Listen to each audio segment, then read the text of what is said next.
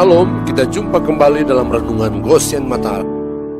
Haleluya, saudaraku yang dikasihi dan diberkati Tuhan. Renungan pagi hari ini bertema, kematian akan menimpa siapa saja yang ditentukannya. Bacaan firman terambil dari 1 Tesalonika pasal 4 ayat 15. Demikian firman Tuhan. Ini kami katakan kepadamu dengan firman Tuhan. Kita yang hidup, yang masih tinggal sampai kedatangan Tuhan, sekali-kali tidak akan mendahului mereka yang telah meninggal. Dari ayat tersebut, sangatlah jelas bahwa sampai pada kedatangan Yesus kedua kali, ada orang-orang percaya yang sudah meninggal dalam iman, tetapi ada orang-orang percaya yang masih hidup. Orang-orang percaya yang sudah meninggal dalam iman adalah orang-orang yang berbahagia, karena mereka sudah beristirahat dari segala jerih lelah mereka, karena segala perbuatan mereka menyertai mereka. Wahyu pasal 14 ayat 13. Dan aku mendengar suara dari sorga berkata, tuliskan, berbahagialah orang-orang mati yang mati dalam Tuhan sejak sekarang ini. Sungguh, kata Roh, supaya mereka boleh beristirahat dari jerih lelah mereka, karena segala perbuatan mereka menyertai mereka. Tidak ada seorang manusia yang berkuasa atas hari kematiannya apabila waktu yang ditentukan dan ditetapkan Tuhan sudah tiba. Pengkhotbah pasal 8 ayat 8, pasal 3 ayat 1